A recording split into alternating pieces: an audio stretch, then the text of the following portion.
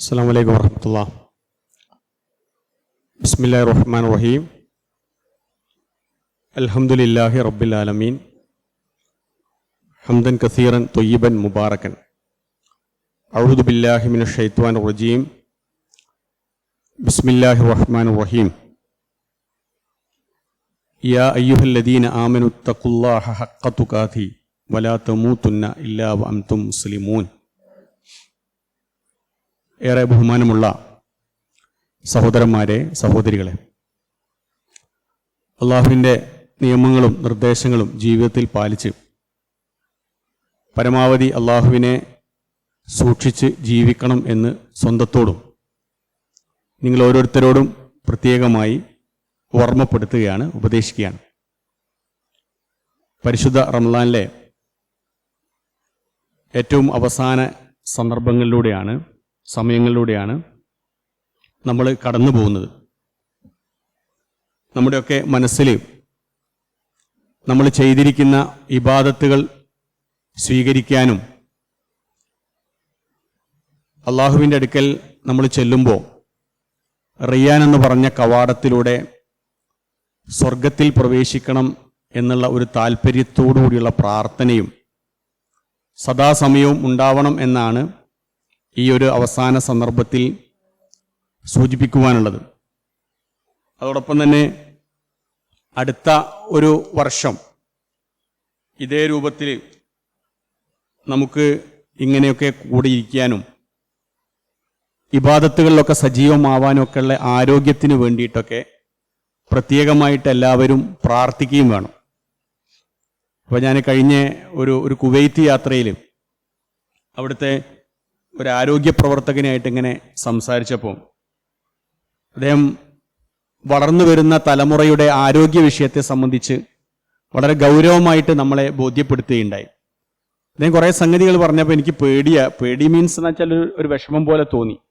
എന്ന് പറഞ്ഞാൽ ഞാനിപ്പോൾ ഇവിടെ ഈ ഒരു ഹാളിൽ തന്നെ കുറേ ക്ലാസ്സുകളൊക്കെ എടുത്തിട്ടുണ്ട്.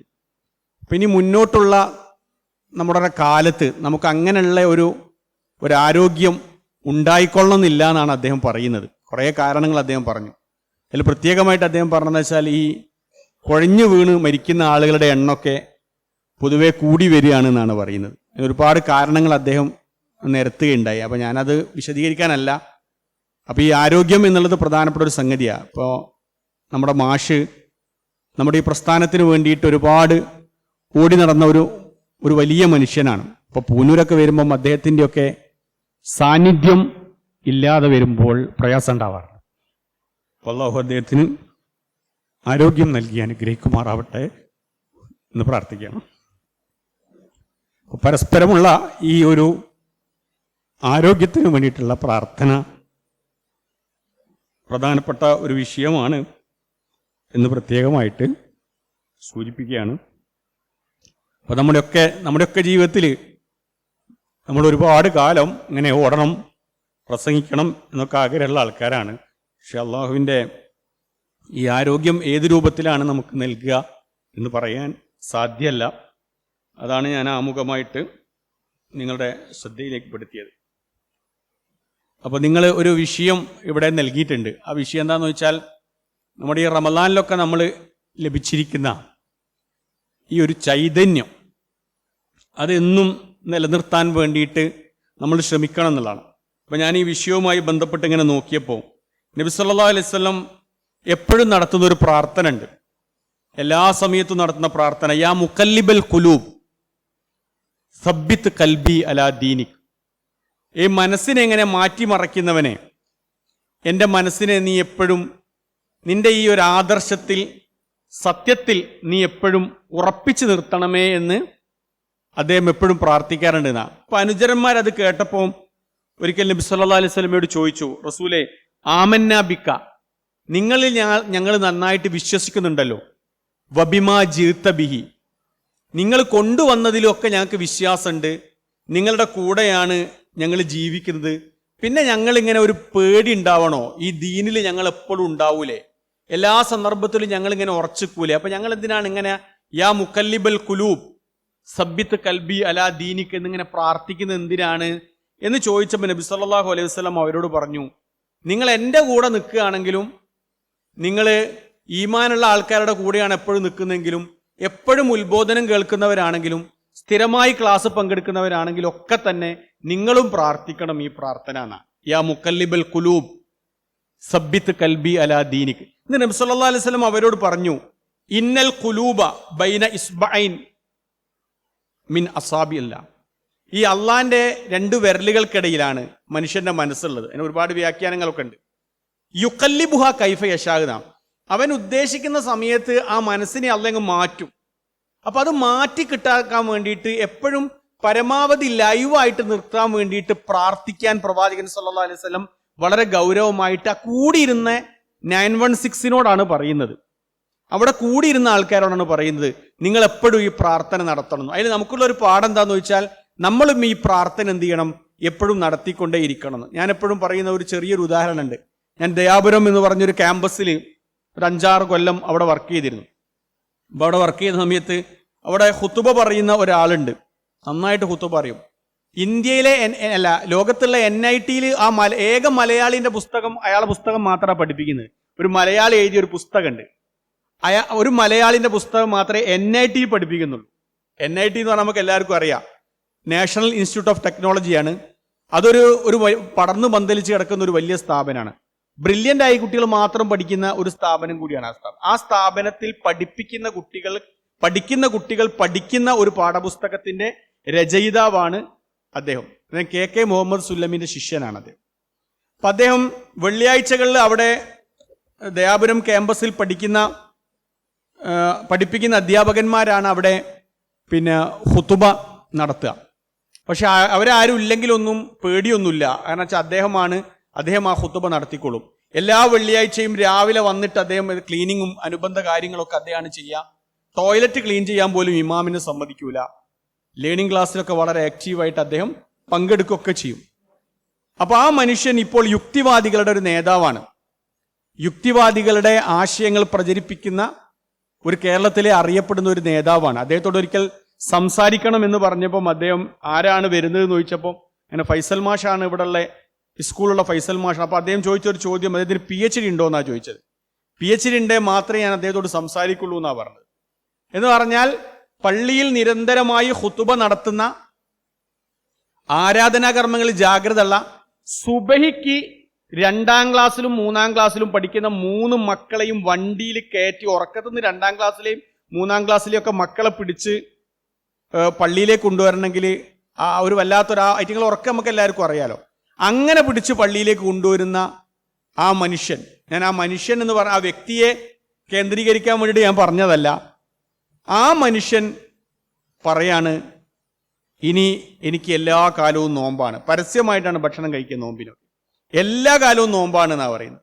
എന്തൊക്കെയാണ് പറയുന്നത് അറിയില്ല. അപ്പൊ ഞാനിങ്ങനെ ആലോചിച്ച് നോക്കുകയാണ്, ഇന്ന് ഹിദായത്ത് കിട്ടിയ മനുഷ്യന്മാര് നാളെ ഹിദായത്തിലായിരിക്കും എന്ന് ഒരിക്കലും ഉറപ്പൊന്നുമില്ല. അതുകൊണ്ട് തന്നെ ഒരു പരിശുദ്ധ റമദാനിൽ ഒരു ചൈതന്യം നമുക്ക് ലഭിച്ചു എന്നതുകൊണ്ട് മാത്രം ആ ചൈതന്യം സദാസമയവും നിലനിൽക്കണമെന്നില്ല. അത് അള്ളാഹുവിൻ്റെ ഒരു തൗഫീഖ് കൂടിയാണ്. അതുകൊണ്ട് നമ്മൾ ആത്മാർത്ഥമായിട്ട് ഈ പ്രാർത്ഥന നടത്തുകയും നിങ്ങളുടെ മനസ്സിനെ മാറ്റാൻ കഴിയുന്നവനാണ് റബ്ബ് എന്നുള്ള ഒരു ബോധ്യം നമ്മുടെ കൂട്ടത്തിൽ, നമ്മുടെ മനസ്സിൽ എപ്പോഴും ഉണ്ടാകണം എന്നുള്ളതാണ് ആത്മാർത്ഥമായിട്ട് ഈ സന്ദർഭത്തിൽ ഓർമ്മപ്പെടുത്താനുള്ളത്. അത് നിങ്ങളുടെ മനസ്സിൽ ഉണ്ടാവണം എന്നാണ് സൂചിപ്പിക്കുവാനുള്ളത്. ഇനി ഇതിൽ ചേർത്ത് വെക്കാനുള്ള പ്രധാനപ്പെട്ട ഒരു സംഗതി, നമ്മുടെ ജീവിതത്തിൽ നമ്മൾ കുറേ നല്ല ശീലങ്ങൾ തുടങ്ങി വെച്ചിട്ടുണ്ട്. ഇപ്പോൾ അലാറത്തിൻ്റെ ടൈം എടുത്ത് നോക്കിയാൽ മതി. നമ്മുടെ അലാറത്തിൻ്റെ ടൈം ഇപ്പോൾ എപ്പോഴാണെന്ന് നമ്മൾ നോക്കിയാൽ മതി. മിക്കവാറും ആൾക്കാരുടെ സഹോദരിമാരുടെ അലാറത്തിൻ്റെ ടൈം ചിലപ്പം 4 മണിയായിരിക്കില്ലേ, ചിലപ്പോൾ സമയത്ത് നേരത്തെ എഴുന്നേൽക്കുന്നവരൊക്കെ ഉണ്ടാവും. അപ്പോൾ ഇപ്പം നമ്മുടെ പുരുഷന്മാരുടെ അലാറത്തിൻ്റെ ടൈം എന്താ വെച്ചാൽ ഒരു 4:30 മണിയൊക്കെ ചില ആൾക്കാർ വെക്കും. ചില ആൾക്കാർ സ്ഥിരമായി തഹജ്ജുദൊക്കെ നിസ്കരിച്ച് പോരുന്ന ആൾക്കാർ അവരുടെ അലാറത്തിൻ്റെ ടൈം അങ്ങോട്ടും ഇങ്ങോട്ടൊക്കെ മാറ്റണം. അപ്പം ഞാൻ ഇന്നലെ വെള്ളിയാഴ്ചയും ഞാൻ ആ ഖുതുബയിൽ പറഞ്ഞൊരു പ്രധാനപ്പെട്ട സംഗതി എന്താ വെച്ചാൽ, നമ്മുടെ അലാറത്തിൻ്റെ ആ വെച്ചിരിക്കുന്ന സമയം പരമാവധി നമ്മുടെ ആ സമയം തന്നെ ആക്കി വെക്കുക. അത് ചിലപ്പോൾ നമ്മൾ റീസെറ്റ് ചെയ്യാൻ സാധ്യതയുണ്ട്.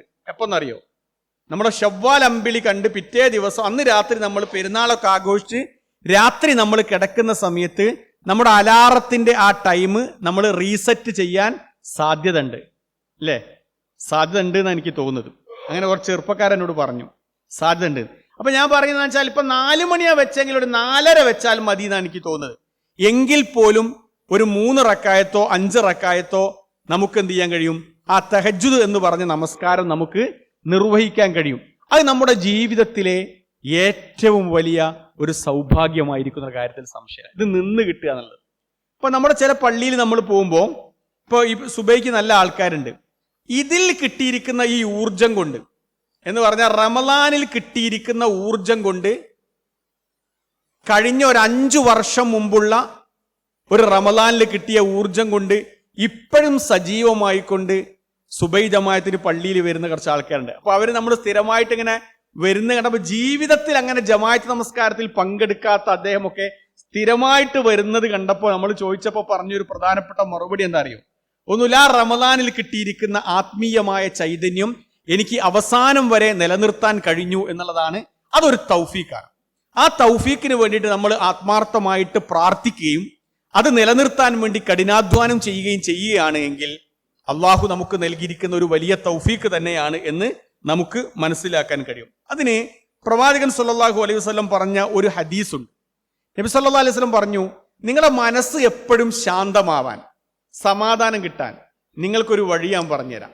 ആ വഴി എന്താണെന്ന് വെച്ചാൽ തഫറഗ് ലി ഇബാദത്തീന, നിങ്ങൾ ആരാധനാ കർമ്മങ്ങളിൽ സൂക്ഷ്മതയും ജാഗ്രതയും പുലർത്തുകയാണെങ്കിൽ അംല ഉസദ്റക ഗിനന്ന, നിങ്ങളെ മനസ്സിന് ഞാൻ ഐശ്വര്യം തരാം, മനസ്സിനെപ്പോഴും കുളിർമ തരാം. മനസ്സിന്റെ ഐശ്വര്യം എന്ന് പറഞ്ഞാൽ അത് ചെറിയ ഐശ്വര്യമൊന്നുമല്ല.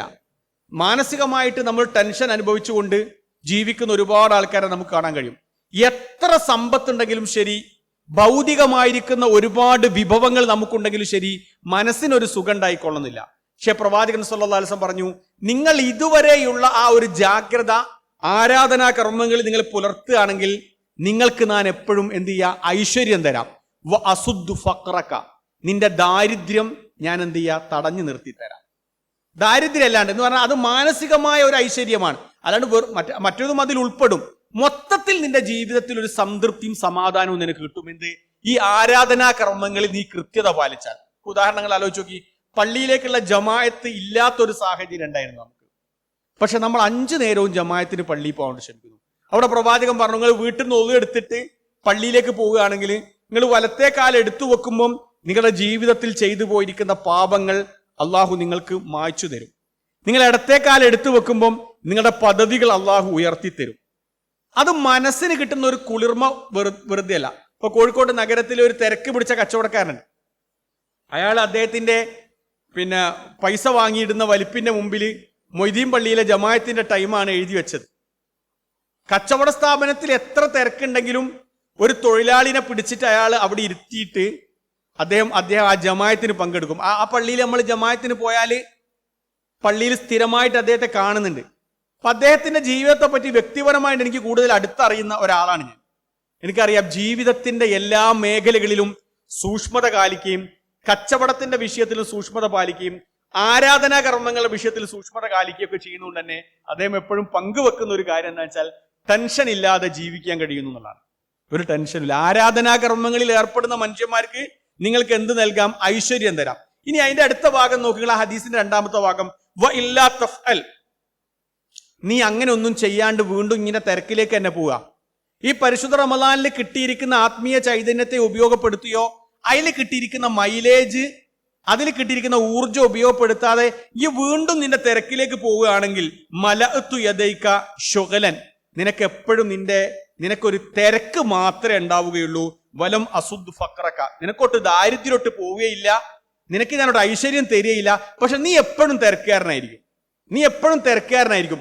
എന്തിനു വിളിക്കും? ഒരു ഖുർആൻ ക്ലാസ്സിന് വിളിച്ചാലും ഈ തിരക്കാ പറയാ. പക്ഷെ അതിന്റെ ഒരു ഗുണം നിന്റെ ജീവിതത്തിൽ കാണൂല. ഒരു പഠന ക്യാമ്പിന് പോകണം എന്ന് പറഞ്ഞാൽ, ഒരു സംഘടനാ യോഗത്തിന് പോകണം എന്ന് പറഞ്ഞാൽ നിനക്ക് തിരക്ക് മാത്രമേ പറയാനുണ്ടാവുള്ളൂ. അതോ നിനക്ക് നിന്റെ ജീവിതത്തിൽ ഞാൻ ഒരു വല്ലാത്ത തിരക്ക് ഇങ്ങനെ ഇട്ടുതരൂ. സ്വഹിയായ ഒരു ഹദീസ്. അത് ഈ ഹദീസിന്റെ ഒരു പ്രത്യേകത, എന്ത് ഖുദ്സിയായ ഹദീസാണ്. അള്ളാഹു പറഞ്ഞു എന്ന് പറഞ്ഞ് നബി സല്ലല്ലാഹു അലൈഹി വസല്ലം ആദമിന്റെ മക്കളെ വിളിച്ചു പറഞ്ഞിരിക്കുന്ന ഒരു ഹദീസാണ്. ഈ ഒരു ഹദീസ് പ്രകാരം തന്നെ നമുക്ക് അള്ളാഹുവിലേക്ക് കൂടുതൽ അടുക്കാൻ, ഇബാദത്തുകൾ നമ്മൾ വർദ്ധിപ്പിക്കാൻ നമുക്ക് കഴിഞ്ഞാൽ നമ്മൾ അറിയാത്ത രൂപത്തിലുള്ള സമാധാനം നമ്മുടെ ജീവിതത്തിൽ ലഭിക്കും എന്ന് തന്നെയാണ് നമുക്ക് മനസ്സിലാക്കാൻ കഴിയുന്നത്. അതുകൊണ്ട് ആരാധനാ കർമ്മങ്ങളിൽ കുറെ കൂടിയൊക്കെ ജാഗ്രത പുലർത്തി ആ ഒരു സൂക്ഷ്മത പാലിച്ചുകൊണ്ട് നമുക്ക് മുന്നോട്ട് പോകാൻ കഴിയണമെന്നാണ് ഇതുമായി ബന്ധപ്പെട്ടുകൊണ്ട് ചേർത്ത് വെക്കാനുള്ളത്. ഒരു പേജ് ഖുർആൻ ഓതുക എന്നുള്ളത് ചില ആൾക്കാർ ഒരു ശീലമാക്കി മാറ്റി വെച്ചിട്ടുണ്ട്. ഒരു പേജ് ഖുർആൻ ഓതുക. ഇപ്പൊ നമ്മുടെ നോമ്പിന് നമ്മൾ അങ്ങനെ ഓതി, ഒരു പേജ് നമ്മൾ എന്ത് ചെയ്തു, ഖുർആൻ ഓതി. ഞാൻ നിങ്ങൾക്ക് ഉറപ്പ് തരാം, നമ്മൾ ഡെയിലി ഏതെങ്കിലും ഒരു സമയം, ഞാൻ സമയമൊന്നും പ്രത്യേകിച്ച് പറയുന്നില്ല, സുബൈ നമസ്കാരം കഴിഞ്ഞ് വന്നിട്ടാണ് നമുക്കത് ഓതാൻ കഴിയുന്നെങ്കിൽ അങ്ങനെ, മഗ്‌രിബ് നമസ്കാരത്തിന് ശേഷമാണ് ഓതാൻ കഴിയുന്നത് അങ്ങനെ, അത് ശവ്വാലിന്റെ അന്ന് 1-ാം തീയതി പെരുന്നാളിന്റെ അന്ന് രാത്രി അല്ലെങ്കിൽ അന്ന് സുബൈക്ക് അത് വിട്ടുപോവാതെ നമ്മൾ തുടങ്ങുകയാണെങ്കിൽ മരണം വരെ നമുക്ക് ആ ശീലം നമ്മുടെ ജീവിതത്തിന്റെ ഭാഗമാക്കി മാറ്റാൻ കഴിയും. അന്ന് തന്നെ നമ്മൾ ഒഴിവാക്കി തുടങ്ങിയാൽ നമ്മളിൽ നിന്ന് ആ ശീലം ഓട്ടോമാറ്റിക്കലി നഷ്ടപ്പെടുകയും ആ ഓത്ത് അവസാനിപ്പിക്കുകയും ചെയ്യേണ്ടി വരും. ഇപ്പൊ ചില ആൾക്കാർ അമാനിമോലുടെ തഫ്സീറൊക്കെ വായന തുടങ്ങിയിട്ടുണ്ടാവും. ഇപ്പൊ ഞാനൊക്കെ കഴിഞ്ഞ ഈ റമദാനിന് തൊട്ട് മുമ്പ് കൂടിയ എല്ലാ സദസ്സിലും പറഞ്ഞിരിക്കുന്ന ഒരു പ്രധാനപ്പെട്ട സംഗതി, ഈ മഹാവേദഗ്രന്ഥത്തിന്റെ ആഴത്തിലേക്ക് ഇറങ്ങാനുള്ള ഓരോ സാഹചര്യവും ഓരോ നിമിഷവും വളരെ പ്രധാനപ്പെട്ടതാണ്. ഒരു പക്ഷേ ഒരു അധ്യാപകന്റെ കീഴിൽ ഇരുന്നിട്ട് പഠിക്കാൻ അവസരം കിട്ടാത്ത ആൾക്കാർക്ക് വീട്ടിൽ ഉച്ച ഭക്ഷണം കഴിഞ്ഞ് ഒന്ന് മയങ്ങുന്നതിന് തൊട്ട് മുമ്പാണെങ്കിൽ പോലും അമാനി മൗലവിന്റെ തഫ്സീറിന്റെ ഒറ്റ ആയത്ത് അതിന്റെ ട്രാൻസ്ലേഷനും അതിന്റെ വിശദീകരണവും വായിച്ച് നമുക്ക് മുന്നോട്ട് പോകാൻ കഴിയുകയാണെങ്കിൽ ദുനിയാവിന്ന് നമ്മൾ പിരിഞ്ഞു പോകുന്നതിന് മുമ്പ് ഖുർആനിന്റെ കുറച്ച് ആശയത്തിലേക്ക് നമുക്ക് പ്രവേശിക്കാൻ കഴിഞ്ഞു എന്നുള്ള ഒരു ചാരിതാർത്ഥ്യം നമുക്ക് എല്ലാവർക്കും ഉണ്ടാവും. അപ്പൊ ആ ഒരു ശീലം ആരെങ്കിലും പ്രാവർത്തികമാക്കിയിട്ടുണ്ടെങ്കിൽ അത് ജീവിതത്തിന്റെ ഭാഗമാക്കാം. ഞാൻ ഒരിക്കലും ഒരു പള്ളിയിൽ ഇങ്ങനെ സുബൈ നമസ്കാരത്തിന് വേണ്ടി പോയപ്പോൾ അവിടുത്തെ പള്ളിന്റെ ഉത്തരവാദിത്തപ്പെട്ട ഒരാള് സൂറത്തുന്നാസിന്റെ വ്യാഖ്യാനവും കഴിഞ്ഞ് അവസാനത്തെ പേജ് വായിച്ചിട്ട് അൽഹംദുലില്ലാ എന്ന് പറഞ്ഞ് അവസാനിപ്പിച്ചപ്പോൾ ഞാൻ അദ്ദേഹത്തോട് ചോദിച്ചു, എന്താണ് ഇങ്ങനെ അപ്പൊ അൽഹംദുലില്ലാ എന്ന് പറയാൻ കാരണം? അവർ പറഞ്ഞെന്താ അറിയോ, എനിക്ക് വലിയ സന്തോഷമായി. അമാനി മൗലവിന്റെ തഫ്സീറിന്റെ ആമുഖം മുതൽ വായിച്ചു തുടങ്ങിയാണെന്ന് പറഞ്ഞു. ആമുഖം മുതൽ വായിച്ചു തുടങ്ങിയാണ്.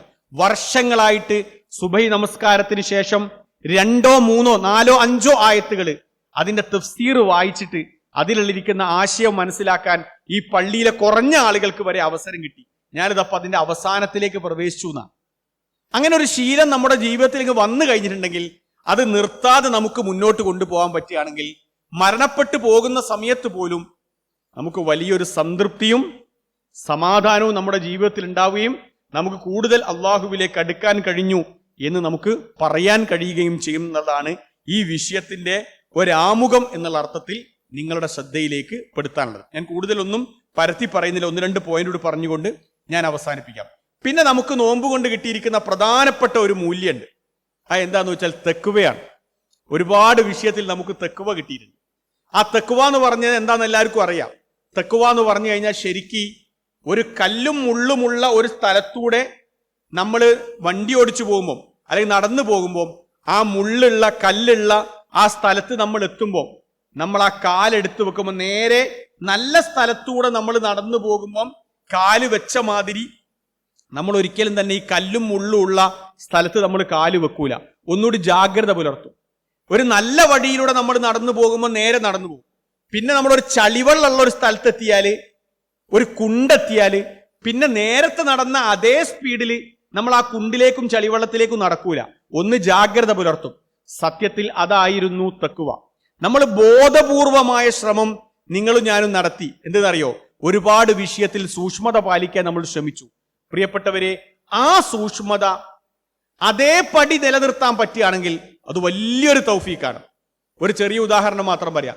സംസാരിക്കുമ്പോൾ വളരെയേറെ നമ്മൾ ജാഗ്രത പുലർത്തി. സംസാരിക്കുമ്പോൾ ജാഗ്രത പുലർത്താനുള്ള പ്രധാനപ്പെട്ട ഒരു കാരണം എന്താ അറിയാമോ? ഒന്നുമില്ല. നോമ്പുകാരൻ അനാവശ്യമായിരിക്കുന്ന രൂപത്തിൽ സംസാരിക്കുകയാണെങ്കിൽ അയാളുടെ നോമ്പ് ബാത്തിലായി പോകുമെന്ന് പഠിപ്പിച്ചതിന്റെ അടിസ്ഥാനത്തിൽ ആ അനാവശ്യമായ സംസാരം നമ്മൾ പരമാവധി കൺട്രോൾ ചെയ്തു.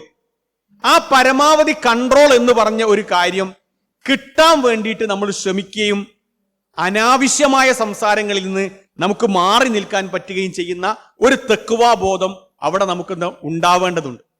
അത് പ്രധാനപ്പെട്ട ഒരു സംഗതിയാണ്. ഇപ്പൊ തഖ്വയെ പറ്റി അലി റളിയല്ലാഹു അൻഹു പറഞ്ഞൊരു പ്രധാനപ്പെട്ട സംഗതി അൽ ഖൗഫു മിനൽ ജലീൽ.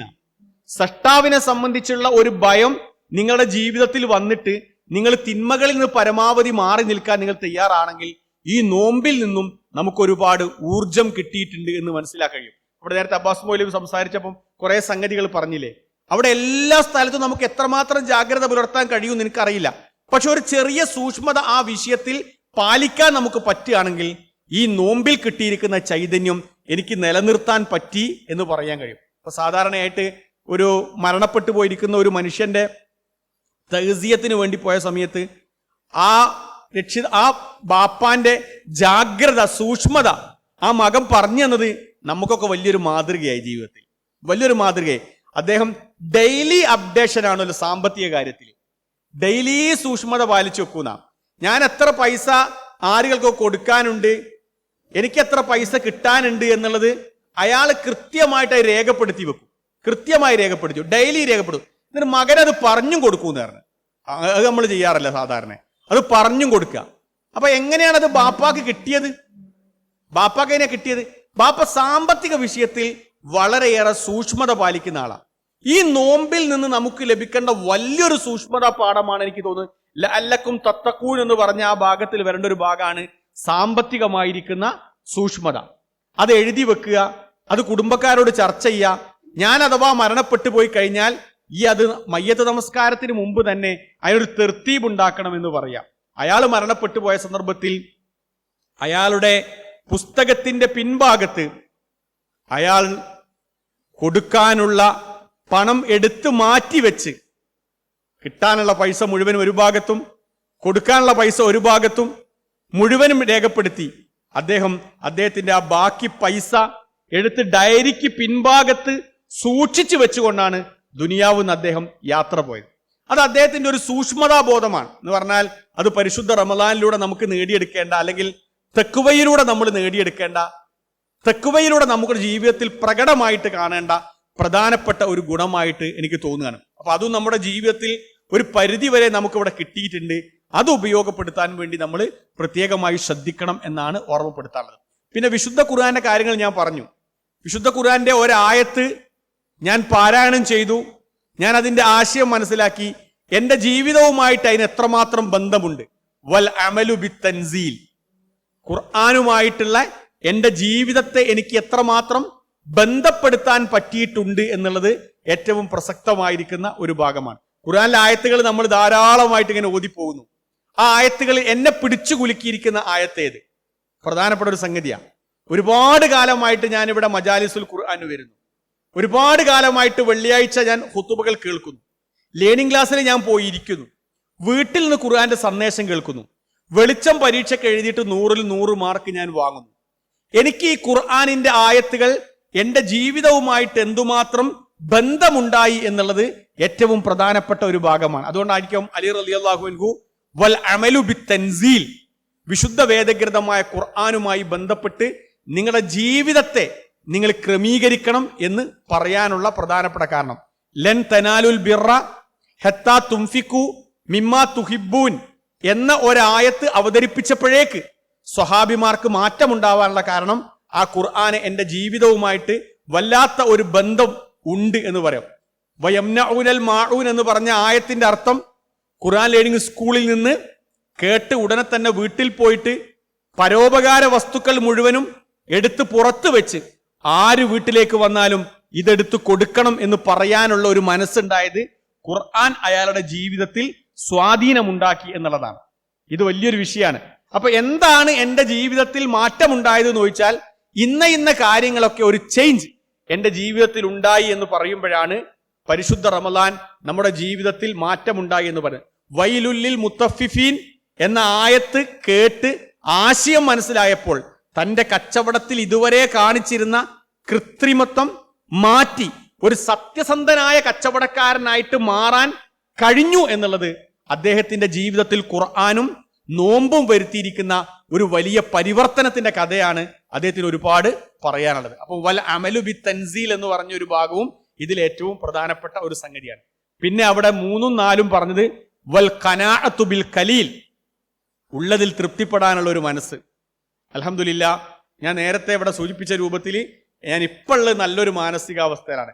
ഇത് നമ്മുടെ നോമ്പിൽ നിന്ന് നമുക്ക് ലഭിക്കേണ്ട ഒരു വലിയ പാഠമാണ്. ഇപ്പോൾ ഞാൻ ജീവിക്കുന്ന എന്റെ സാഹചര്യം എന്ന് പറഞ്ഞാൽ വീടും നല്ലതാണ്, കുടുംബവും നല്ലതാണ്, എൻ്റെ ജോലിയും നല്ലതാണ്, ഞാൻ ഇതിൽ വളരെ സംതൃപ്തനാണ് എന്ന് നമുക്ക് പറയാൻ കഴിയണം. ഞാൻ വളരെ സംതൃപ്തിയിലാണ് നമുക്ക് പറയാൻ കഴിഞ്ഞാൽ ഈ പരിശുദ്ധ റമദാനും അതേപോലെ തന്നെ ഈ ഖുർആനിന്റെ പഠനവും നോമ്പും നമ്മുടെ ജീവിതത്തിൽ മാറ്റമുണ്ടാക്കിയിട്ടുണ്ട് എന്ന് നമുക്ക് പറയാൻ കഴിയും. അവസാനം അദ്ദേഹം പറഞ്ഞത് വൽ ഇസ്തിഅദാദു ലിയൗമിർ റഹീൽ, യാത്ര പോവാനുള്ള ദിവസത്തേക്ക് വേണ്ടിയിട്ട് ഉള്ള ഒരു മുന്നൊരുക്കമാണ്.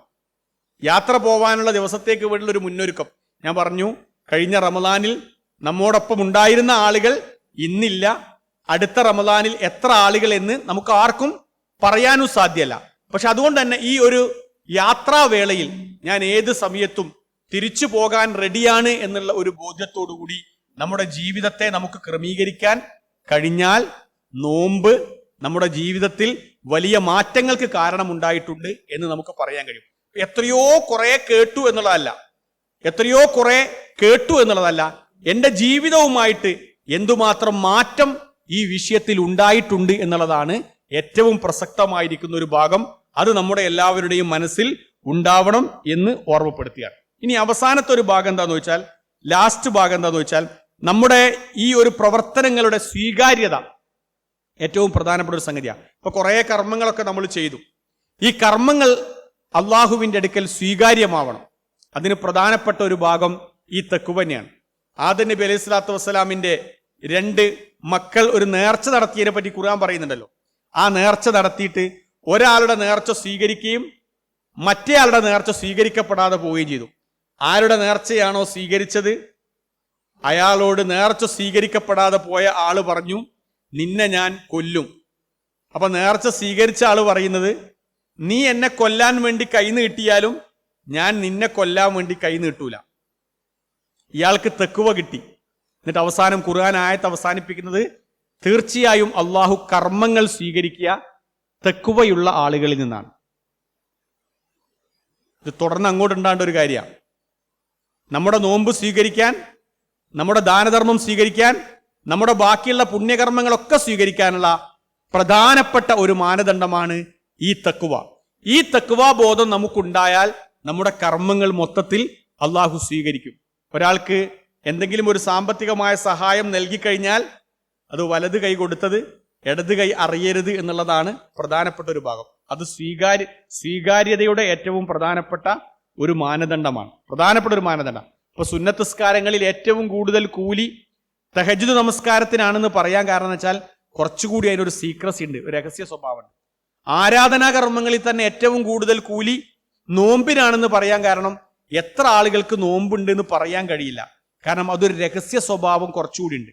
അപ്പൊ അള്ളാഹ്ക്ക് ഏറ്റവും ഇഷ്ടപ്പെട്ട കർമ്മം എന്ന് പറഞ്ഞാൽ കുറച്ചുകൂടിയൊക്കെ രഹസ്യമായിട്ട് ചെയ്യുന്ന ഇബാദത്തുകളാണ്. വല്ലാതെ പരസ്യമില്ലാത്ത ഇബാദത്തുകൾക്കാണ് അള്ളാഹുവിന്റെ അടുക്കൽ കുറച്ചുകൂടി സ്വീകാര്യത ലഭിക്കുക. അത് പ്രധാനപ്പെട്ട ഒരു ഭാഗം. അത് നമ്മുടെ തുടർന്ന് അങ്ങോട്ടുള്ള ജീവിതത്തിലും ഉണ്ടാക്കിയെടുക്കാനും കഴിയണം. കഴിഞ്ഞ ദിവസം പരപ്പനങ്ങാടിക്കടുത്ത ഒരു സ്ഥലത്ത് ഒരു പള്ളി ഉദ്ഘാടനത്തിന് വേണ്ടിയിട്ട് പോയി. ആ പള്ളി ഉദ്ഘാടനത്തിന് വേണ്ടി പോയപ്പോൾ മനോഹരമായിരിക്കുന്ന ഒരു പള്ളി, നല്ല പള്ളിയാണ്. അപ്പൊ ഞാൻ എത്ര പൈസ അതിന് ചെലവ് എന്ന് ചോദിച്ചപ്പം ഒരു 80 ലക്ഷം രൂപ 90 ലക്ഷം രൂപയായിട്ടുണ്ടാവുന്നതാണ്. അപ്പൊ ഇതിന്റെ ഫണ്ട് എവിടെ നിന്നാണ് റൈസ് ചെയ്ത്, ഫണ്ട് എങ്ങനെയാണ് ഉണ്ടാക്കിയെന്ന് ചോദിച്ചപ്പം അവർ പറഞ്ഞു, പകുതി ഫണ്ട് ഞങ്ങൾ നാട്ടുകാര് പരസ്പരം പിരിവെടുത്തിട്ടുണ്ടാക്കിയതാണ്, ബാക്കി പകുതി ഫണ്ടോ എന്ന് ചോദിച്ചപ്പം അത് ഇവിടുത്തെ ഒരു ആള് തന്നതാണ്. ആ ആള് തന്നപ്പോൾ അയാൾക്കൊരു കണ്ടീഷൻ മാത്രമേ ഉണ്ടായിരുന്നുള്ളൂ, ഒരു കണ്ടീഷൻ മാത്രം. എന്റെ പേര് ഒരു സ്ഥലത്തും പറയാൻ പാടില്ല. 45 ലക്ഷോളം രൂപ അയാൾ ആ പള്ളി നിർമ്മാണത്തിന് വേണ്ടിയിട്ട് നൽകിയിട്ടുണ്ട്. 45 ലക്ഷോളം ഉറുപ്പ്യ. പക്ഷെ ഒറ്റ കണ്ടീഷനാണ്, എന്റെ പേര് എപ്പോഴാണോ പുറത്തു വരുന്നത് അന്ന് ഞാൻ എന്റെ ഫണ്ട് പിൻവലിക്കുന്നതാണ്. എന്റെ ഫണ്ട് ഞാൻ പിൻവലിക്കും. എന്റെ പേര് പുറത്തു വന്നാൽ അപ്പൊ ഞാൻ ഫണ്ട് പിൻവലിക്കും. ഇതൊരു ഭക്തിയാണ്. എന്ന് പറഞ്ഞാൽ എന്താ വെച്ചാൽ, നാളെ പരലോകത്ത് നമുക്ക് അർശിന്റെ തണൽ ലഭിക്കാനുള്ള ഒരു മാനദണ്ഡമായി പറഞ്ഞപ്പം വലത്തെ കൈ നൽകിയത് ഇടത്തെ കൈ അറിയാതെക്കുക എന്ന് പറഞ്ഞാൽ അതൊരു സൂക്ഷ്മതാബോധമാണ്. അപ്പൊ ഈ ആരാധനാ കർമ്മങ്ങളിലെ ഏറ്റവും പ്രധാനപ്പെട്ട ഒരു ഭാഗം എന്താന്ന് വെച്ചാൽ, ഈ സൂക്ഷ്മതാബോധം നമുക്ക് നിലനിർത്തി മുന്നോട്ട് കൊണ്ടുപോകാൻ കഴിഞ്ഞാൽ നമ്മുടെ ജീവിതത്തിൽ ഒരുപാട് മാറ്റങ്ങൾ കാണാൻ കഴിയും. അത്തരം ആൾക്കാരുടെ പ്രവർത്തനങ്ങൾ പോലും നമുക്ക് തെളിഞ്ഞു കാണാൻ കഴിയും. നമ്മുടെയൊക്കെ സംഘടനയിലൊക്കെ പ്രവർത്തിക്കുന്ന ആൾക്കാരാണ്. ആ പ്രവർത്തന രംഗത്ത് പോലും നമ്മുടെ ഒരു ഷോ വർക്ക് നടത്താതെ അള്ളാഹുവിന്റെ വജ്ഹ് മാത്രം ലക്ഷ്യം വെച്ചുകൊണ്ട് പ്രവർത്തിക്കുന്ന ഒരു ശൈലി നമുക്കുണ്ടെങ്കിൽ അള്ളാഹുവിന്റെ ബർക്കത്തടക്കം അവിടെ ഉണ്ടാകും. പടച്ചോന്റെ ഒരു സഹായം നമുക്ക് എപ്പോഴും ഉണ്ടാവും. റസൂൽ സല്ലല്ലാഹു അലൈഹി വസല്ലമയുടെ ഒരു ഹദീസ് ഉമർ റളിയല്ലാഹു അൻഹുവിന് മുആദ് റളിയല്ലാഹു അൻഹു പറഞ്ഞു കൊടുക്കുന്നുണ്ട്. ഇന്ന യസീറ റിയായി ഷിർക്കുൻ, ഈ ആളുകളെ കാണിക്കാൻ വേണ്ടി ചെയ്യുന്ന പ്രവർത്തനങ്ങളൊക്കെ ഷിർക്കാണ്. അള്ളാഹു പുണ്യം ചെയ്യുന്ന ആൾക്കാരെ ഇഷ്ടപ്പെടുന്നുണ്ട്. അവർ വല്ലാത്ത ഭക്തന്മാരാണ്, ഭക്തിയോടുകൂടി കർമ്മങ്ങൾ ചെയ്യുന്ന ആൾക്കാരാണ്. ഖുലൂബുഹും മസാബി, അവരുടെ ഹൃദയത്തിന്റെ ഉള്ളിൽ വിളക്ക് കത്തിച്ചു വെച്ചിട്ടുണ്ട്. ഹൃദയത്തിന്റെ ഉള്ളിലാണ് വിളക്കുള്ളത് എന്ന് പറഞ്ഞാൽ അവരുടെ ആരാധനാ കർമ്മങ്ങളുടെ ചൈതന്യം അവരുടെ പ്രവർത്തനങ്ങളിലൂടെ നമുക്ക് കാണാൻ കഴിയും. നിഷ്കപടമായ മനസ്സിന്റെ ഉടമകളായി നിന്നുകൊണ്ട് അവർക്ക് പ്രവർത്തിക്കാൻ കഴിയുക തന്നെ ചെയ്യും എന്നാണ് പ്രവാചകൻ സല്ലല്ലാഹു അലൈഹി വസല്ലം ഈ ഹദീസിലൂടെ നമ്മെ പഠിപ്പിച്ചത്. അതുകൊണ്ട് ഈ ഒരു ആത്മീയമായിരിക്കുന്ന ചൈതന്യം നിലനിർത്തിക്കൊണ്ട് നമ്മുടെ ജീവിതത്തെ നമുക്ക് ക്രമീകരിക്കാൻ പറ്റുകയാണെങ്കിൽ അള്ളാഹുവിന്റെ അപാരമായ തൗഫീക്ക് നമുക്കുണ്ടാകും. അതോടൊപ്പം തന്നെ എപ്പോഴും ഒരു പ്രാർത്ഥനയും നമുക്കുണ്ടാവണം. ഏത് സമയത്തും നമുക്കൊരു പ്രാർത്ഥന ഉണ്ടാവണം. ഞാനിങ്ങനെ യൂസുഫ് നബി അലൈഹി സ്വലാത്തു വസ്സലാമിന്റെ ചരിത്രം ഇങ്ങനെ വായിച്ചപ്പോൾ അദ്ദേഹം ഇങ്ങനെ പറയുന്നുണ്ടല്ലോ, എനിക്ക് ദുനിയാവിലിങ്ങി എല്ലാം തന്നു, ദുനിയാവിലിങ്ങി എല്ലാ സൗകര്യവും തന്നു, എനിക്ക് അധികാരം തന്നു, സ്വപ്ന വ്യാഖ്യാനം എനിക്ക് നീ പഠിപ്പിച്ചു തന്നു, ഒക്കെ ചെയ്തു തന്നു. പക്ഷെ എനിക്ക് ഇവിടുന്ന് പോകുന്നതിന് മുമ്പ് ഒരാഗ്രഹം എന്താന്ന് വെച്ചാൽ തവഫനി മുസ്ലിമൻ അൽഹക്കിനി ബി സ്വാലിഹീൻ, പടച്ചോനെ ഇനി എന്നെ മുസ്ലിം ആക്കിയിട്ട് മരിപ്പിക്കണം, സ്വാലിഹീങ്ങളുടെ കൂട്ടത്തിൽ ഇങ്ങനെ ഉൾപ്പെടുത്തിയുമാണ്. അത് പ്രധാനപ്പെട്ട ഒരു സംഗതിയാണ്. ഒരു മയ്യത്ത് ഒരു സ്ഥലത്ത് പള്ളി കൊണ്ടുവച്ചിട്ട് കുറച്ചു നേരം ഇങ്ങനെ മയ്യത്ത് വെച്ചിട്ട് പരസ്പരം ഇങ്ങനെ ചർച്ച ചെയ്യാ ബേക്കുന്നു. അപ്പൊ നിസ്കാരം എന്താ തുടങ്ങാത്തതെന്ന് ചോദിച്ചപ്പോൾ അനൗൺസ്മെന്റ് ചെയ്യണോ ചെയ്യണ്ടോ എന്ന് ചർച്ച ചെയ്യാണ് പള്ളിയിൽ നിന്ന്. എന്താ അനൗൺസ്മെന്റ് ചെയ്യണോ ചെയ്യേണ്ടത് ചർച്ച ചെയ്യുന്നത് അറിയോ? ലക്ഷക്കണക്കിന് രൂപ കടത്തോട് കൂടിയിട്ടാണ് ഈ മനുഷ്യൻ മരണപ്പെട്ടു പോയത്. അനൗൺസ്മെന്റ് ചെയ്താൽ ആരെങ്കിലും ഏറ്റെടുക്കണം കടം, അല്ലേ? മയ്യത്ത് നിസ്കാരത്തിൽ അനൗൺസ്മെന്റ് ചെയ്താലേ ആ കുടുംബക്കാർ, എന്നിട്ട് കുറെ ആൾക്കാർ മയ്യത്ത് നിസ്കരിക്കാതെ വയ്യോട്ടുന്നു. ഒന്നും മിണ്ടാതെ ഇമാമുക്ക് നാള് നേരെ കൈകെട്ടി നിസ്കരിച്ചു, ഒന്നും മിണ്ടാതെ. വന്നിരിക്കുന്ന കുറച്ച് ആൾക്കാരടക്കം നമസ്കാരത്തിൽ പങ്കെടുക്കാതെയാണ് തിരിച്ചത്. ഒരു പള്ളിയിൽ ജമാഅത്ത് നമസ്കാരത്തിനും മയ്യത്ത് നിസ്കാരത്തിനൊക്കെ വന്നു കഴിഞ്ഞാൽ പിന്നെ എല്ലാവരും നിസ്കരിക്കും. ഞാനിങ്ങനെ ആലോചിച്ച് നോക്കുകയാണ്, ശരിക്കും നമ്മൾ ഇതേ ഒരു മൂഡിൽ നമ്മൾ ഇങ്ങനെ പോവുകയാണെങ്കിൽ, ഇപ്പൊ കിട്ടിയിരിക്കുന്ന ഒരു ചൈതന്യത്തിൽ നമ്മൾ പോവുകയാണെങ്കിൽ ഒരു മുസ്ലിമായിട്ട് നമുക്ക് എന്ത് ചെയ്യാൻ കഴിയും? മരണപ്പെട്ടു പോകാൻ കഴിയും. സ്വാലിഹ്യങ്ങളുടെ കൂട്ടത്തിൽ നമുക്ക് ജീവിക്കാൻ കഴിയും. ഈ അവസാന സന്ദർഭം എങ്ങനെയാണ് എന്നതിന്റെ അടിസ്ഥാനത്തിലാണ് പ്രതിഫലം കണക്കാക്കുക എന്ന് പറയലേ. ഇന്നമൽ അഅ്മാലു ബിൽ ഖവാത്തിം, അവസാന ടൈം എങ്ങനെ ഉണ്ട് നോക്കല്ലോ, അത് പ്രധാനപ്പെട്ട ഒരു സംഗതിയാണ്. ഒരുപാട് കാലം ഖുതുബ പറഞ്ഞു, ഒരുപാട് കാലം ഖുർആൻ ക്ലാസ് എടുത്തു, പള്ളി ക്ലീൻ ചെയ്തു എന്നുള്ള അല്ല, ലാസ്റ്റ് ഘട്ടത്തിൽ ഈ ഹിദായത്തോടുകൂടി നിലനിൽക്കാൻ പറ്റുമോ എന്നുള്ളതാണ് പ്രധാനപ്പെട്ട ഒരു സംഗതി. അപ്പൊ നമ്മുടെ പ്രാർത്ഥനയിൽ എപ്പോഴും ഉണ്ടാകേണ്ടത് എന്താ വെച്ചാൽ, ഞാൻ ഇത്രയും കാലം പൂനൂരും പരിസര പ്രദേശത്തൊക്കെ ദീനീ ദഅവത്തുമായൊക്കെ ബന്ധപ്പെട്ട് ഓടി നടന്ന ആളാണ്. ഒരുപാട് ദീനീ കാര്യങ്ങൾ ഞാൻ മുന്നിലുണ്ടായിരുന്നു. പക്ഷെ പടച്ചോൻ എന്നെ ലാസ്റ്റ് ഘട്ടത്തിൽ, അവസാന ഘട്ടത്തിൽ എത്തുമ്പോൾ ഈ എന്നെ മുസ്ലിം അല്ലാത്ത രൂപത്തിൽ മരിപ്പിക്കരുതേ എന്ന് പ്രാർത്ഥിക്കാൻ കഴിയണം. അത് പ്രധാനപ്പെട്ട ഒരു സംഗതിയാണ്. കാരണം എപ്പോഴാണ് നമ്മുടെ യാത്ര എന്ന് നമുക്ക് അറിയാത്തത് കൊണ്ട് തന്നെ ഈ ഒരു മൂല്യം, ഈ ഒരു ഒഴുക്ക്, ഈ ഒരു ഒഴുക്കിനോടനുബന്ധിച്ച് തന്നെ മരണപ്പെട്ടു പോവാൻ നമുക്ക് പറ്റുകയാണെങ്കിൽ അതൊരു വലിയ തൗഫീഖായിട്ട് നമുക്ക് മാറാൻ കഴിയും. അതുകൊണ്ടായിരിക്കാം പ്രവാചകൻ സല്ലല്ലാഹു അലൈഹി വസല്ലം പറഞ്ഞത്, ഇടയ്ക്കൊക്കെ നിങ്ങൾ ഇങ്ങനെ ഒരു മരണത്തെ പറ്റിയൊക്കെ ഉള്ള ഒരു ചിന്ത നിങ്ങളെ മനസ്സിലുണ്ടാവണം. പ്രവാചകൻ സല്ലല്ലാഹു അലൈഹി വസല്ലം ഒരിക്കലും ഇങ്ങനെ ഖബർ ഇങ്ങനെ കുഴിക്കുന്നത് കണ്ടപ്പോൾ ആ ഖബറിങ്കിലേക്ക് ഓടി മുട്ടുകുത്തിയ ഖബറിന്റെ എടുത്തിട്ട് ഇങ്ങനെയായിട്ട് നിന്നിട്ട് പ്രവാചകൻ പറയുന്നുണ്ട്, ഈ ഒരു ദിവസത്തേക്ക് വേണ്ടി എല്ലാവരും ഒരുങ്ങി റെഡി ആയിക്കോളി, ഈ ഒരു ദിവസത്തേക്ക് വേണ്ടി എല്ലാവരും ഒരുങ്ങി റെഡി ആയിക്കോളി എന്ന് പറയുന്നുണ്ട്. അത് പ്രധാനപ്പെട്ട സംഗതിയാണ്. അപ്പൊ ബാലുശ്ശേരിക്ക് അടുത്ത് മുമ്പ് മരണപ്പെട്ട ഒരാളില്ലേ, അദ്ദേഹം കഫം പുടവ വാങ്ങിയിട്ട് ഒരു ദിവസം കവറിലാക്കിയിട്ട് വീട്ടിൽ വെച്ചതാണ്. വീട്ടിൽ വെച്ചിട്ട് വൈഫിനോട് പറഞ്ഞത് എപ്പോഴും കാണുന്ന സ്ഥലത്ത് വെക്കണം എന്ന് പറഞ്ഞു. കാണുന്ന സ്ഥലത്ത് വെക്കാൻ വേണ്ടി എന്നും അത് നോക്കിയിട്ടാണ് അദ്ദേഹം പോവുക. അദ്ദേഹത്തിന്റെ യാത്ര അങ്ങനെയാണ്. അദ്ദേഹം തിരിച്ചു വന്ന സന്ദർഭത്തിൽ ഒരിക്കൽ വണ്ടി പോർച്ചിൽ നിർത്തിയിട്ട് ഒരു ഗ്ലാസ് വെള്ളം വാങ്ങിയിട്ടാണ് അദ്ദേഹം ഇവിടുന്ന് യാത്ര പോയത്. ആ സൂക്ഷിച്ചു വെച്ചിരിക്കുന്ന കഫം പുടവ തന്നെയാണ് അദ്ദേഹത്തെ പൊതിയാൻ വേണ്ടിയിട്ടും ഉപയോഗിച്ചത്. ഇതൊരു വളരെ പ്രധാനപ്പെട്ട സംഗതിയാണ്. എന്ന് പറഞ്ഞാല് നമ്മുടെ ഈ ഓട്ടത്തിന്റെ ഇടയ്ക്ക് ഏറ്റവും നല്ല മരണമുണ്ടാവുക. കേരളത്തിൽ അറിയപ്പെടുന്ന പണ്ഡിതൻ സലാം സുല്ലമി നമുക്ക് എല്ലാവർക്കും അറിയാലോ. ആ സലാം സുല്ലമിയൊക്കെ ഇവിടുന്ന് യാത്ര പോകുമ്പം നൽകിയ വസിയത്തുണ്ട്. പ്രധാനപ്പെട്ട വസിയത്ത് അദ്ദേഹം നൽകിയത്, എൻ്റെ മയ്യത്ത് വെച്ച് പ്രത്യേകിച്ച് ഒന്നും പറയൊന്നും വേണ്ട, എൻ്റെ മയ്യത്ത് വെച്ച് അനൗൺസ്മെന്റ് ഒന്നും വേണ്ട.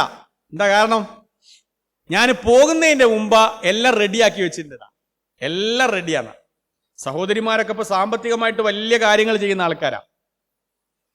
എന്ന് പറഞ്ഞാൽ ഒരാള് പെട്ടെന്ന് രാത്രി കുഴഞ്ഞു വീണ് മരണപ്പെട്ട് കഴിഞ്ഞാലും വീട്ടിലുള്ള ആളുകൾക്ക് സാമ്പത്തികമായിരിക്കുന്ന കാര്യങ്ങൾ അറിയണം.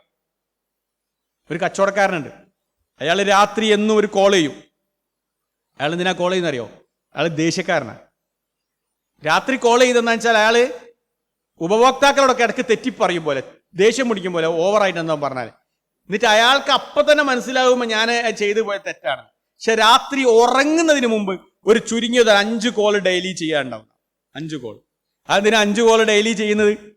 പകല് ഉണ്ടായ സംഭവങ്ങൾ ക്ലിയർ ആക്കിയിട്ടേ ഉറങ്ങൂന്നാ. ആ ഉറക്കത്തിന് ഞാൻ മരിച്ചു പോയി കഴിഞ്ഞാൽ എനിക്ക് രാവിലെ പറയാൻ നേരം ഉണ്ടാവില്ല. മനുഷ്യന്മാരുമായുള്ള ബന്ധം അത്രയും ഫിറ്റ് ആവണം. ഇപ്പൊ തെറ്റിക്കുന്ന ഒരുപാട് ആൾക്കാരുണ്ട്. പ്രവാചകന്റെ ഒരു ഹദീസില്ലേ, ലൈലത്തുൽ ഖദർ കടന്നു പോയാലും 4 വിഭാഗം ആളുകൾക്ക് അള്ളാഹ് പുറത്തു കൊടുക്കൂല. ലൈലത്തുൽ ഖദറിന്റെ രാത്രി പള്ളിയിൽ ഒരുപാട് ഇങ്ങനെ സമയം ഇരുന്ന് നോമ്പ് 30 നോറ്റു, 4 വിഭാഗം ആളുകൾക്ക് അള്ളാഹ് പുറത്തു കൊടുക്കൂല. ഒന്നാരാ? മുതുമിനു ഖംർ, മുഴുകുടിയൻ, ഓന് പുറത്തു കൊടുക്കൂല. രണ്ടാരാ? ആഖുല്ലി വാലിദ്, ബാപ്പാനെ ഇമ്മാനെ ഉപദ്രവിച്ചോന് ലൈലത്തുൽ ഖദർ കിട്ടിയാലും പുറത്തു കൊടുക്കൂല. ലൈലത്തുൽ ഖദർ കിട്ടിയിട്ട് പുറത്തു തരാത്തവൻ ഭയങ്കര ഭാഗ്യം. മൂന്നാമത്തെ ആള് കാത്തി റഹിം, കുടുംബബന്ധം മുറിച്ചവൻ. 4-മത്തെ ആള് പരസ്പര ശത്രുത വെച്ച് പുലർത്തുന്ന മനുഷ്യൻ. അറബി പദമുണ്ട്, മറന്നുപോയി, സ്വഹിഹ ഹദീസ. മുഴുകുടിയനും ഇതിൽ ഒന്നൊഴിച്ചു നിർത്തിയ 3 മനുഷ്യബന്ധങ്ങളാ. എന്ന് പറഞ്ഞാൽ മരിച്ചു പോകുന്നതിന് മുമ്പ് ബന്ധങ്ങളിൽ വിള്ളൽ ചേർത്ത്, ബന്ധങ്ങൾ വിള്ളലോട് കൂടിയിട്ടാണ് മരണപ്പെട്ടു പോകുന്നതെങ്കിൽ അയാളുടെ ജീവിതത്തിൽ ഒരിക്കലും തവഫനി മുസ്ലിമൻ വ അൽഹിഖ്നി ബിസ്വാലിഹീൻ എന്ന് പറഞ്ഞ ആ പ്രാർത്ഥന പ്രാർത്ഥിച്ച രൂപത്തിൽ അയാൾ പെടൂല. അപ്പൊ അതുകൊണ്ട് ഞാൻ തവഫനി മുസ്ലിമൻ വ അൽഹിഖ്നി ബിസ്വാലിഹീൻ എന്ന് ഞാൻ പ്രാർത്ഥിക്കുന്നതോടൊപ്പം തന്നെ ഇവിടെ ക്ലിയർ ചെയ്തു വെക്കാനുള്ള കാര്യങ്ങൾ ഞാൻ മൊത്തത്തിലൊന്നും എന്ത് ചെയ്യണം? ക്ലിയർ ചെയ്തു വെക്കണം. പരസ്പര ശത്രുക്കളില്ല. സത്യവിശ്വാസികൾക്ക് ശാശ്വത ശത്രു ഇല്ലാന്നാ. സത്യവിശ്വാസികൾക്ക് ശാശ്വത ശത്രു ഇല്ലാന്നാ. ഒരുത്തനുമായിട്ടും ഒരു മനസ്സിന്റെ ഉള്ളിൽ ശത്രുതയുമായി ബന്ധപ്പെട്ട് ജീവിക്കാൻ കഴിയില്ല. അങ്ങനെ ജീവിച്ചോന് വലിയ പ്രതിസന്ധിയാണ് അവന്റെ മരണത്തിന്റെ സന്ദർഭത്തിൽ വരിക എന്നുള്ളത്. അപ്പൊ ഈ ചെയ്തിരിക്കുന്ന ഇബാദത്തുകൾ മൊത്തത്തിൽ രാത്രി നമസ്കാരം, ഖുർആൻ പാരായണം, സ്വദക്ക, നോമ്പ്, സുന്നത്തായ കർമ്മങ്ങൾ മുഴുവനും വെച്ചിട്ട് മരിച്ചു പോകുന്ന സമയത്ത് റാളിയത്തും മറളിയത്തും അല്ലാത്ത രൂപത്തിൽ മരിച്ചു പോകുക എന്ന് പറഞ്ഞാൽ വലിയ പ്രതിസന്ധിയാണ്. നമ്മളെക്കാൾ വലിയ ദൗർഭാഗ്യവാന്മാർ ലോകത്ത് വേറെ ഉണ്ടാവൂല. അതുകൊണ്ടാണ് റസൂലിന്റെ അടുത്ത് വന്ന ഏറ്റവും വലിയ ബുദ്ധിമാൻ ആരാന്ന് ചോദിച്ചപ്പോൾ നബി പറഞ്ഞത്, ഏറ്റവും വലിയ ബുദ്ധിമാൻ ഏറ്റവും ഫുൾ A+ കിട്ടുന്ന ആളൊന്നുമല്ല. ഏറ്റവും വലിയ ബുദ്ധിമാൻ ആരാന്ന് വെച്ചാൽ അക്സറുഹും ദിക്റൻ ലിൽ മൗത്ത്, നന്നായിട്ട് മരണത്തെപ്പറ്റി ആലോചിക്കുന്ന ആളാണ്. വസ്തിഅദാദൻ ലിൽ മൗത്തി ഖബല നുസൂലിഹിന, അത് വരുന്നതിന് മുമ്പ് അതിനു വേണ്ടിയിട്ട് ഒരുങ്ങുന്ന ഒരാളാണ്. അയാളുടെ ജീവിതത്തിൽ അയാൾ എപ്പോഴും ആളുകളുമായിട്ട് ചോദിക്കുക തന്നെ ചെയ്യും, ഞാൻ എൻ്റെ പറഞ്ഞ വാക്ക് നിനക്കെന്തെങ്കിലും വേദനയായിട്ടുണ്ടോ എന്ന് തോന്നും. ഞാൻ പറഞ്ഞ വാക്ക് നിനക്ക്, ഞാൻ നേരത്തെ പറഞ്ഞ ആ മരണം ഉണ്ടല്ലോ, ചിട്ടവട്ടല്ലാതെ അള്ളാഹു അദ്ദേഹത്തിന് പുറത്തു കൊടുക്കട്ടെ എന്ന് പ്രാർത്ഥിക്കാം.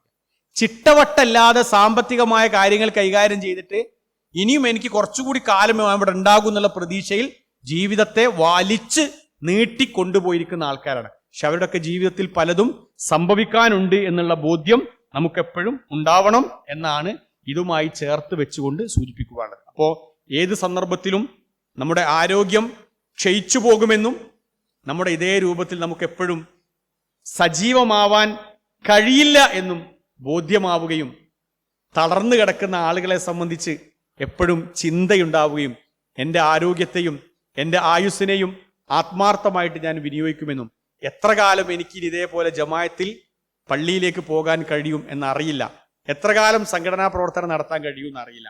ഒരു സംഘടനാ പ്രവർത്തകൻ ഈ കഴിഞ്ഞ സമ്മേളനത്തിൽ പങ്കെടുക്കാൻ കഴിയായിട്ട് നമുക്ക് എഴുതുന്ന മെസ്സേജാണ്, ഫുൾ ടൈം ഞാൻ അവിടെ ഉണ്ടാവണമെന്ന് കരുതിയാണ്, പക്ഷെ മുഴുവൻ ലൈവായിട്ട് കാണേണ്ടി വന്നു. കുറേ പോസ്റ്റർ ഒട്ടിക്കണം ഞാൻ ആഗ്രഹിച്ചാണ്, ഒരുപാട് പോസ്റ്റർ ഒട്ടിക്കണം ഞാൻ ആഗ്രഹിച്ചാണ്, പക്ഷെ എനിക്കൊന്നും കഴിയാത്ത രൂപത്തിൽ എനിക്കിനി എപ്പോഴാണ് ഈ കിടക്കയിൽ നിന്ന് എഴുന്നേൽക്കുക എന്ന് പറയാൻ കഴിയാത്ത രൂപത്തിൽ ഞാൻ രോഗിയായിട്ട് മാറി. ഇന്ന് സുബൈക്ക് പോയിരിക്കുന്ന എനിക്കും നിങ്ങൾക്കും നാളെ സുബൈക്ക് പോകാൻ പറ്റിക്കോളൊന്നുമില്ലല്ലോ. അപ്പോൾ ഈ അവസാന ശ്വാസം വരെ, ലാസ്റ്റ് മോമെന്റ് വരെ എന്തെല്ലാം പുണ്യകർമ്മങ്ങൾ ചെയ്യാനുണ്ടോ, അതിനൊരു റമദാൻ വരാനൊന്നും കാത്തിക്കണ്ട. എന്തെല്ലാം പുണ്യകർമ്മം ചെയ്യണ്ട അതൊക്കെ ചെയ്യാം. ഒരു പേജ് ഖുർആൻ ഓതാൻ പറ്റുക അത് തന്നെ ചെയ്യാം. സുബൈക്കുമ്പോൾ 2 റക്അത്ത് സുന്നത്ത് വർഷങ്ങളായിട്ട് കിട്ടാത്ത ആൾക്കാരുണ്ടാവും. പക്ഷേ ഈ ഒരു മാസം മുഴുവനും അയാൾക്ക് സുബൈക്കുമ്പോൾ 2 റക്അത്ത് സുന്നത്ത് കിട്ടിയിരുന്നു. ഖൈറും മിന ദുനിയ വമാ ഫിഹ, ദുനിയാവിലുള്ള എല്ലാത്തിനേക്കാളും വലുതാന്ന് അറിഞ്ഞില്ലേ. അപ്പൊ അത് ഇനി എനിക്ക് നഷ്ടപ്പെടാത്ത രൂപത്തിൽ ഞാൻ മുന്നോട്ട് കൊണ്ടുപോകും എന്ന പ്രതിജ്ഞ എടുത്ത് നമ്മുടെ ജീവിതം ക്രമീകരിക്കാൻ വേണ്ടി നമ്മൾ ശ്രമിക്കുക. സർവശക്തനായ നാഥൻ നമ്മളെല്ലാവരെയും അനുഗ്രഹിക്കുമാറാവട്ടെ. നമ്മളിന്ന് വന്നു പോയിട്ടുള്ള ഒരുപാട് തെറ്റുകൾ, കുറ്റങ്ങൾ അള്ളാഹു നമുക്ക് വിട്ടുപുറത്ത് മാപ്പാക്കി തരുമാറാവട്ടെ. രോഗികളായിരിക്കുന്ന ഒരുപാട് ആൾക്കാർ പ്രാർത്ഥിക്കാൻ വേണ്ടി വസിയത്ത് നൽകിയിട്ടുണ്ട്. ഞാൻ നേരത്തെ പ്രാർത്ഥിച്ച നമ്മുടെ മുട്ടി മാഷ്, അള്ളാഹു അദ്ദേഹത്തിന് ആരോഗ്യവും ആയുസ്സും നൽകുകയും ഇനി വീണ്ടും നമ്മുടെ കൂടെ സജീവമാവാനുള്ള തൗഫീക്ക് നൽകി അനുഗ്രഹിക്കട്ടെ. നമുക്കെല്ലാവർക്കും അള്ളാഹു ആരോഗ്യം നൽകുകയും മരണപ്പെടുമ്പോൾ ലാ ഇലാഹ ഇല്ലല്ലാഹ് എന്ന കലിമത്ത് തൗഹീദ് ഉച്ചരിച്ച് വളരെ സംതൃപ്തിയോടുകൂടി ദുനിയാവെന്ന് യാത്ര പോകാനുള്ള മഹാ തൗഫീക്ക് നമുക്ക് നൽകി അനുഗ്രഹിക്കുമാറാവട്ടെ. നമ്മുടെ ഇവിടെ നടന്ന ഒരുപാട് ക്ലാസ്സുകൾ നമുക്ക് സംഘടിപ്പിക്കാൻ പറ്റി. പിന്നെ ഒരുപാട് പണ്ഡിതന്മാരുടെ ക്ലാസ് നമുക്ക് കിട്ടി. ഇതൊക്കെ ഒരു അധ്വാനാണ്, ശരിക്കും ഒരുപാട് ആൾക്കാരുടെ അധ്വാനത്തിൻ്റെ ഫലമാണ് ഇവിടെ. അപ്പോൾ നമ്മളിവിടെ വന്ന് ഇരുന്നതിന്, ഇത് സംഘടിപ്പിച്ചതിന്, ഇതിനു വേണ്ടി ഓടി നടന്നതിനൊക്കെ അള്ളാഹു നമുക്ക് പ്രതിഫലം നൽകട്ടെ. ഇവിടെ വരാഞ്ഞിട്ടും മാഷാണ് ഇതിൻ്റെ എല്ലാ കുറേ കോർഡിനേഷനും നടത്തിയത്. മാസങ്ങൾക്ക് മുമ്പൊക്കെ എന്നെ വിളിച്ച് ബുക്ക് ചെയ്തിട്ടുണ്ട്. അപ്പോൾ അദ്ദേഹത്തിന് അർഹമായ പ്രതിഫലം നൽകി അള്ളാഹു അനുഗ്രഹിക്കുമാറാവട്ടെ. നമ്മൾക്ക് എല്ലാവർക്കും അള്ളാഹു ആരോഗ്യം നൽകിയും ഇനിയും ദീനിൻ്റെ മാർഗത്തിൽ ആത്മാർത്ഥമായിട്ട് ഓടി നടക്കാനുള്ള ആരോഗ്യവും ആയുസ്സും അള്ളാഹു നമുക്കെല്ലാവർക്കും നൽകി അനുഗ്രഹിക്കുമാറാവട്ടെ. നമ്മൾ ഇതുവരെ ചെയ്തിരിക്കുന്ന മുഴുവൻ ഇബാദത്തുകളും അള്ളാഹു നമ്മളിൽ നിന്ന് സ്വീകരിക്കുകയും റയ്യാൻ എന്ന് പറഞ്ഞ കവാടത്തിലൂടെ അള്ളാഹു നമ്മളെ സ്വർഗപൂങ്കാവനത്തിൽ പ്രവേശിപ്പിച്ച് അനുഗ്രഹിക്കുമാറാവട്ടെ. നമ്മളിന്ന് മരണപ്പെട്ടു പോയിരിക്കുന്ന സത്യവിശ്വാസികളായ നമ്മുടെ മാതാക്കൾ, പിതാക്കൾ, ബന്ധുമിത്രാദികൾ എല്ലാവരുടെയും ഖബറിടം അള്ളാഹു വിശാലമാക്കി അനുഗ്രഹിക്കുമാറാവട്ടെ. റബ്ബന തഖബ്ബൽ മിന്ന ഇന്നക അൻത സമീഉൽ അലീം വതുബ് അലൈന ഇന്നക അൻത തവ്വാബുർ റഹീം. റബ്ബന ആതിന ഫിദ് ദുനിയ ഹസന വഫിൽ ആഖിറതി ഹസനത വഖിന അദാബന്നാർ. ആമീൻ ബിറഹ്മതിക യാ അർഹമർ റഹീമീൻ. വആഖിറു ദഅവാന അൽഹംദുലില്ലാഹി റബ്ബിൽ ആലമീൻ. അസ്സലാമു അലൈക്കും വറഹ്മത്തുള്ളാഹി വബറകാതുഹു.